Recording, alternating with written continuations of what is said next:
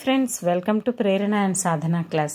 ఈరోజు క్లాస్లో భాగంగా ప్రభుత్వ రాబడి మరియు వ్యయాల గురించి ఎకనామిక్స్ టాపిక్ని చూద్దాం. అయితే అంతకంటే ముందు ఒక చిన్న మోటివేషన్ ఫ్రెండ్స్. అయితే ఒక మనిషి అడుగుతున్నాడట కాలాన్ని, ఎందుకు నేను ఎప్పుడు ఇలాగే ఓడిపోతూ ఉన్నాను అని. అప్పుడు కాలం ఇచ్చిన సమాధానం ఏంటంటే, నేను రాత్రి పగలు చలి ఎండ వాన అన్నింటినీ తట్టుకొని ముందుకు వెళ్తూనే ఉంటాను. నన్ను ఎంతమంది విమర్శించినప్పటికీ నేను నిలకడగా ఒకే దగ్గర ఉండను, నేను కదులుతూనే ఉంటాను. కాబట్టి నా ప్రయాణం కొనసాగుతూనే ఉంటుంది.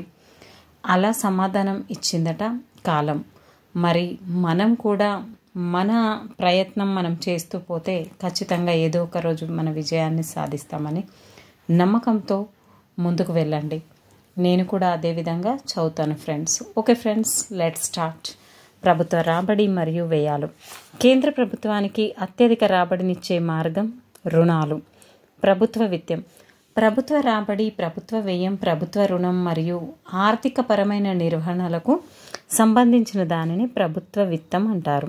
ప్రభుత్వ రాబడి మార్గాలు. మరి ఏ విధంగా దీనికి రాబడి అనేది వస్తుందంటే, పన్నులు, పన్నేతర రాబడి.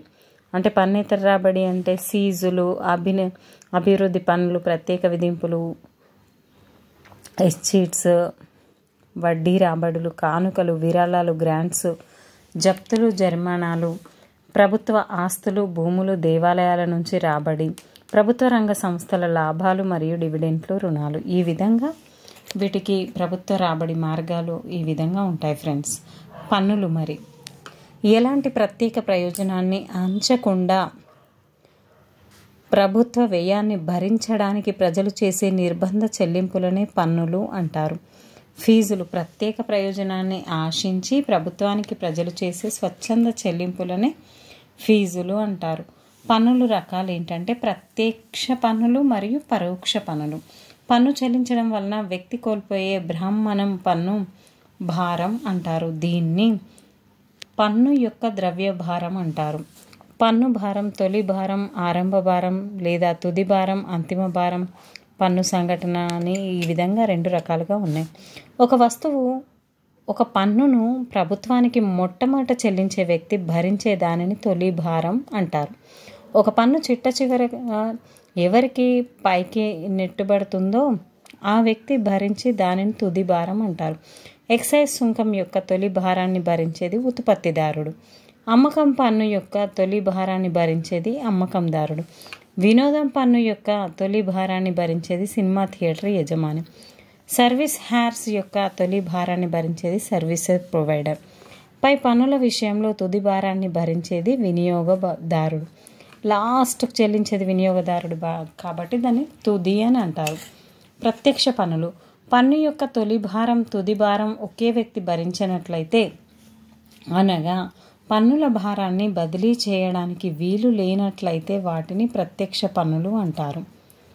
ఉదాహరణ, ఆదాయ పన్ను, ఆస్తి పన్ను, ఇంటి వెనుక భూమి శిస్తు, లేదా సంపద పన్ను, కార్పొరేషన్ పన్ను, బహుమతి పన్ను, వృత్తి పన్ను, కంపెనీ ఆదాయ పన్ను, మూలధన ఆదాయ పన్ను, స్టాండ్ డ్యూటీ, రిజిస్ట్రేషన్ ట్యాక్స్. ఈ విధంగా ప్రత్యక్ష పన్నులు అనేటివి ఉన్నాయి ఫ్రెండ్స్. ఇందులో ప్రత్యక్ష పన్ను కానిదేది, ప్రత్యక్ష పన్ను అయినదేది అని అడిగే ఛాన్సెస్ ఎక్కువగా ఉన్నాయి. కాబట్టి మీరు మళ్ళీ ఒకసారి చదవండి ఫ్రెండ్స్ వాటిని. మరి పరోక్ష పన్నులు. పన్ను యొక్క తొలి భారం ఒకరు, తుది భారం వేరొకరు. ఇందాకనేమో పన్ను యొక్క తొలి భారం, తుది భారం ఒకే వ్యక్తి భరించినట్లయితే, ఇక్కడేమో పన్ను యొక్క తొలి భారం ఒకరు, తుది భారం వేరొకరు భరించినట్లయితే, అనగా పన్ను భారాన్ని బదిలీ చేయడానికి వీలు ఉన్నట్లయితే వాటిని పరోక్ష పన్నులు అంటారు. ఎక్సైజ్ సుంకం, ఉత్పత్తి పన్ను లేదా అమ్మకం పన్ను, సర్వీస్ ట్యాక్స్, వినోద పన్ను, ఎగుమతి దిగుమతి సుంకాలు, మోటార్ వాహనాలపై పన్ను, విద్యుత్ శక్తి పన్ను, విద్యుత్తును ఉత్పత్తి చేసి పంపిణీ చేసే సంస్థలపై విధించబడే పన్ను, ప్రవేశ పన్ను లేదా అంతర్గత జల రవాణా, నదులు, కాలువలు, టెర్మినల్ ట్యాక్స్, రైలు మరియు సముద్ర ఆధారం మీద కేంద్ర ప్రభుత్వం విధిస్తుంది. వినియోగంపై పన్ను, ఆక్ట్రాయ్. భారత కేంద్ర ప్రభుత్వ పన్ను రాబడిలో ప్రత్యక్ష పన్నుల వాటా మొదటిసారిగా 2007-2008లో 50% తాకింది. అనంతరం 50% మించింది. ఈ విధంగా ప్రస్తుత భారత కేంద్ర ప్రభుత్వ పన్ను రాబడిలో ప్రత్యక్ష పన్నుల వాటిని అధికం, కానీ దేశ మొత్తంలో కేంద్ర రాష్ట్ర స్థానిక ప్రభుత్వాలకు పరోక్ష పన్ను వాటానే అధికంగా ఉంది. ఎంత మొత్తంపై పన్ను విధించబడుతుందో లేదా ఎంత విలువపై పన్ను విధించబడుతుందో దానిని పన్ను ప్రాతిపదిక అంటారు. ఎంత శాతం పన్ను విధించబడుతుందో దానిని పన్ను రేటు అంటారు. ఒక వ్యక్తి ఎంత మొత్తం పన్ను చెల్లించాలో దాన్ని పన్ను భారం అంటారు. పన్ను రేటు పెరుగుతూ ఉంటే పన్ను పరిధి తగ్గుతూ ఉంటుంది.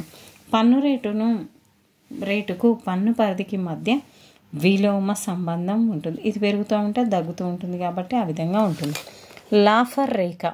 పన్ను రేటు పెరుగుతూ ఉంటే ప్రభుత్వానికి వచ్చే పన్ను రాబడి ప్రారంభంలో పెరిగి ఆ తర్వాత క్షీణిస్తుంది. దీనిని తెలియజేసేది లాఫర్ రేఖ. ఇటు పన్ను రాబడి ఓవై వరకు, ఓఎక్స్ ఏమో పన్ను రేటు. లాఫర్ రేఖ పన్ను రేటుకు పన్ను రాబడికి మధ్య సంబంధాన్ని తెలియజేస్తుంది. లాఫర్ రేఖ ఎడమ నుంచి కుడికి పైకి పోయే రేఖగా ఉండి అనంతరం క్షితిజానికి పుటాకారంగా మారుతుంది. పన్ను ప్రాతిపదికలో వచ్చే మార్పుకు పన్ను రేటులో వచ్చే మార్పుకు మధ్య గల సంబంధాన్ని బట్టి 3 రకాలుగా చెప్తారు. అనుపాత పన్ను, పురోగామి పన్ను, తిరోగామి పన్ను.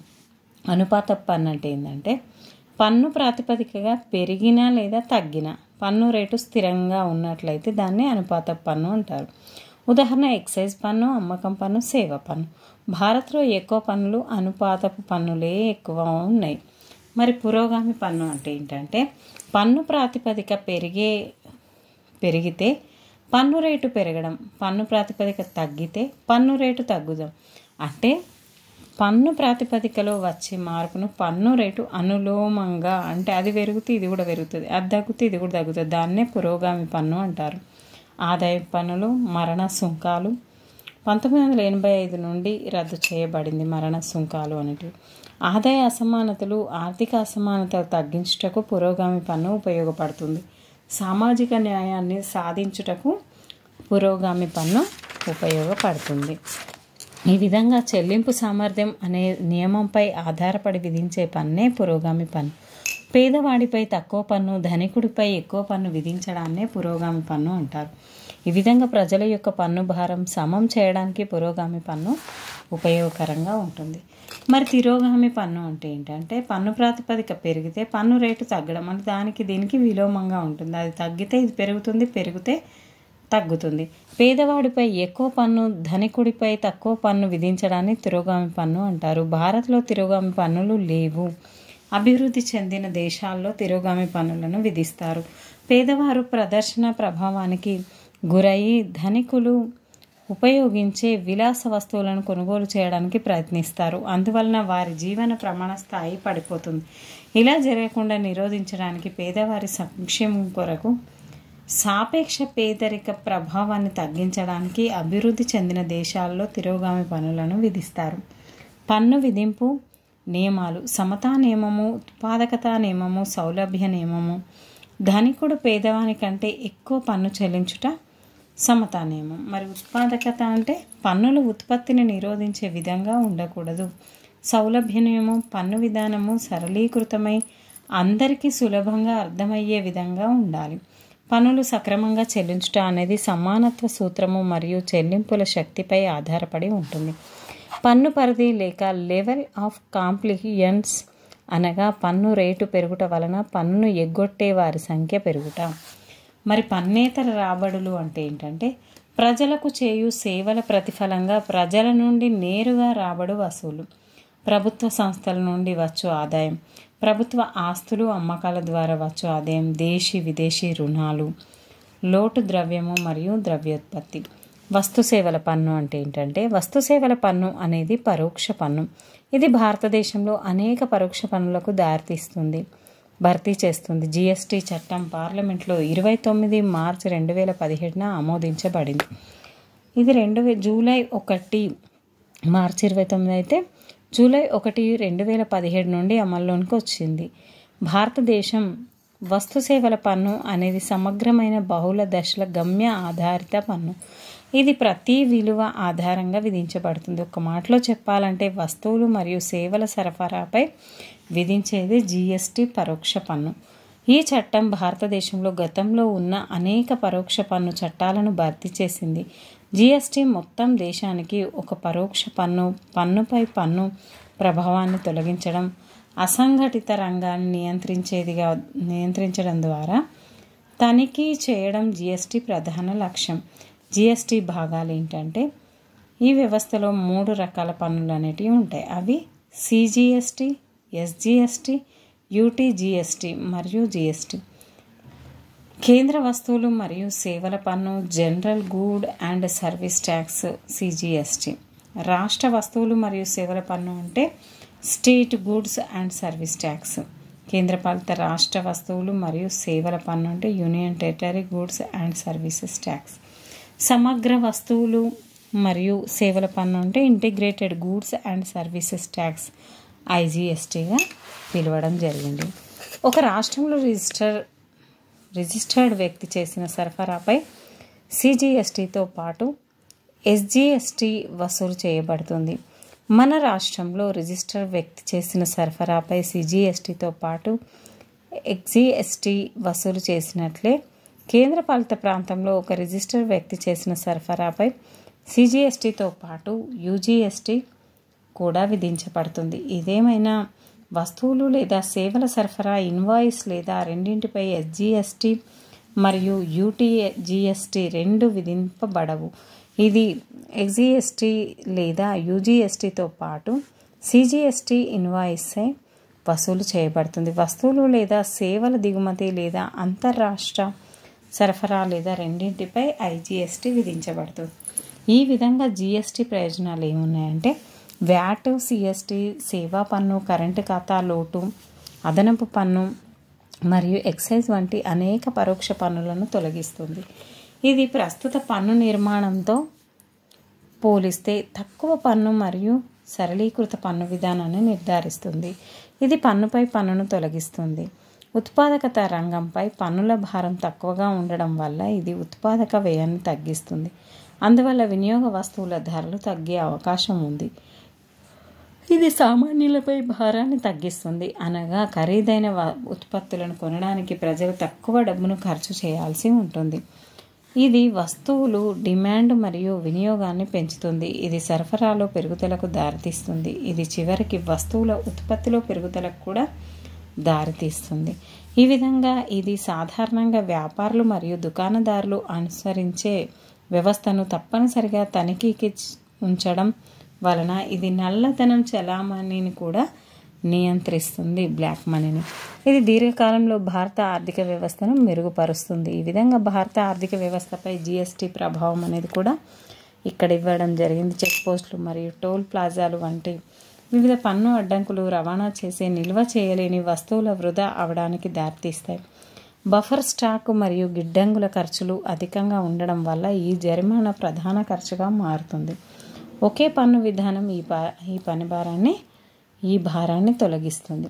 పన్ను విధింపులో సరైన విధానం ఏంటంటే, పన్ను రూపంలో సేకరించిన మొత్తాలలో పేదలకు మరిన్ని అవకాశాలు కల్పించి వారి ఆదాయ స్థానాలను పెంపొందించి జీవన ప్రమాణ స్థాయిలను మెరుగుపరచాలి. ఈ విధంగా అదేవిధంగా పన్నుల వసూలు ఎగవేత.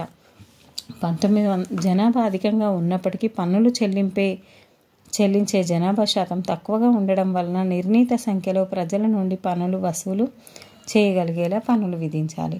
1997లో 114 లక్షల మంది ఆదాయ పన్ను పరిధిలోకి లెక్కించుట జరిగింది. ఆదాయం పన్ను లెక్కింపులో సాధారణంగా జరిగే మోసాలు.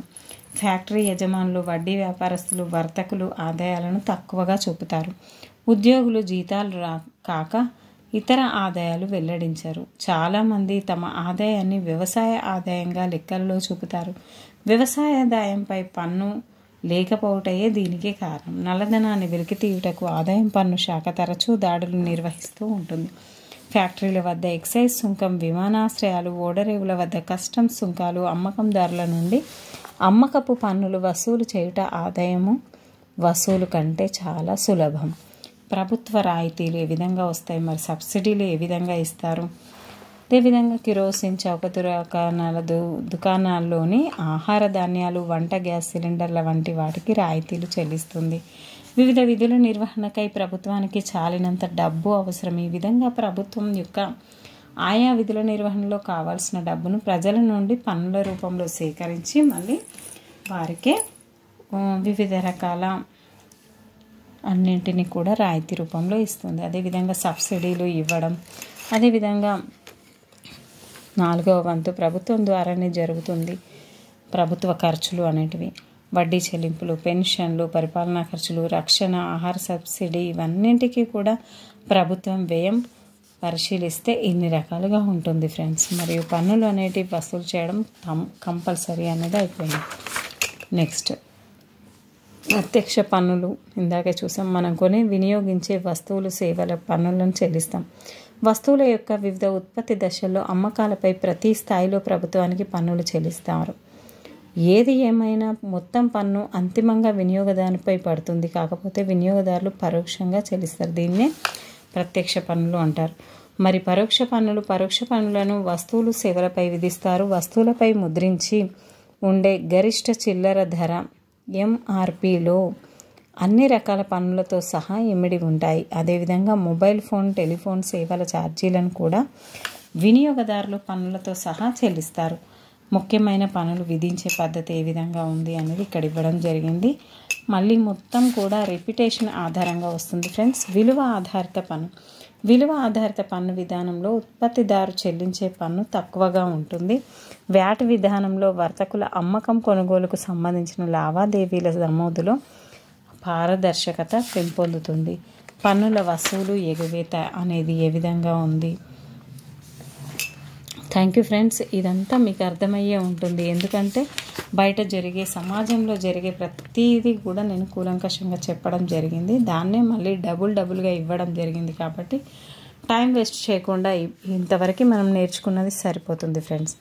ఇక్కడంతా ముఖ్యమైన పన్నులు విధించే పద్ధతి ఏ విధంగా ఉంది, పన్నుల వసూల ఎగివేత ఎలా ఉంది, ప్రభుత్వం వివిధ రకాల పన్నుల నుండి ఆదాయం పొందుతుంది, ఏ విధంగా పొందుతుంది, ఏ విధంగా ఖర్చు చేస్తుంది, ఏ విధంగా ఆదాయాన్ని ప్రభుత్వం సంపాదించి పన్నుల రూపంలో తీసుకొని తర్వాత దాన్ని ప్రజలకు ఏ విధంగా ఖర్చు చేస్తుంది అనే విషయాలన్నీ ఇవ్వడం జరిగింది friends. Thank you friends. Thank you everyone. Keep smiling. Please like, share, subscribe my channel.